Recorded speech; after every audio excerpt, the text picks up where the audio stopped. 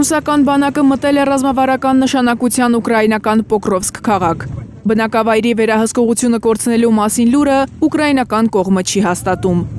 Դաշնությունը հայտնում է, որ գրավել են նաև Պոկրովսկի հարակից Գնատովկա գյուղը։ Վերջին մի քանի օրերին Ուկրաինայի բանակի խոսնակը վստահեցնում է, թե Պոկրովսկի պաշտպանությունը շարունակվում է, բայց Կիևը խոստովանում է, որ քաղաքում կռվող ուկրաինացիներին զենք ու սնունդ մատակարարելը բարդացել է։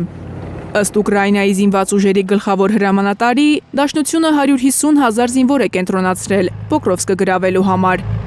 Կիևն ու Մոսկվան հակասական տեղեկություններ են հաղորդում նաև Պոկրովսկից արևելք Միրնոգրադ քաղաքում մարտական իրավիճակի մասին։ Կիևը հերքում է, որ ռուսները հաջողություն ունեն քաղաքում։ Իսկ Դաշնության պաշտպանության նախարարությունը հայտնում է, որ քաղաքը շրջափակման մեջ է ու ռուսական բանակը շարունակում է առաջխաղացումը երկու ուղղությամբ։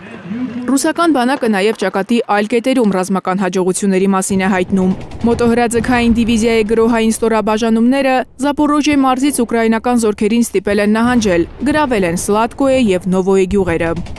Թեժ է իրավիճակը նաև Կուպյանսկում, այնտեղ երկաթուղային կայարանի համար են մարտերն ընթանում։ Мой отряд продолжает выполнять задачу. Ջոկատը շարունակում է առաքելությունը արևելյան Կուպյանսկի արդյունաբերական գոտում։ Ձերժինսկի փողոցը մաքրվել է Ուկրաինայի զինված ուժերի զինյալներից։ Իսկ Կուպյանսկի արևելյան ծայրամասում գտնվող նավթամբարը գրավվել է։ Երկաթուղային կայարանները ամբողջությամբ ազատագրվել են ուկրաինական ուժերից։ Իսկ Ուկրաինայի հատուկ նշանակության ուժերը հայտարարել են, որ գիշերը հարվածել են Ղրիմի նավթամբարի պոմպակայանին։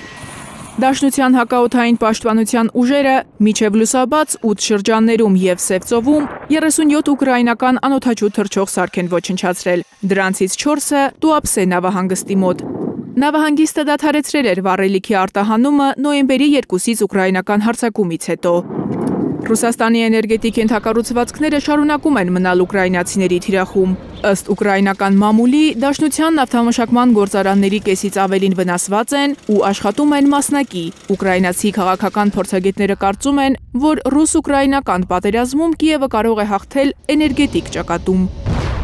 Մարիամ Ամիրջանյան, Հարություն Մաթևոսյան, Հայլուրի համար։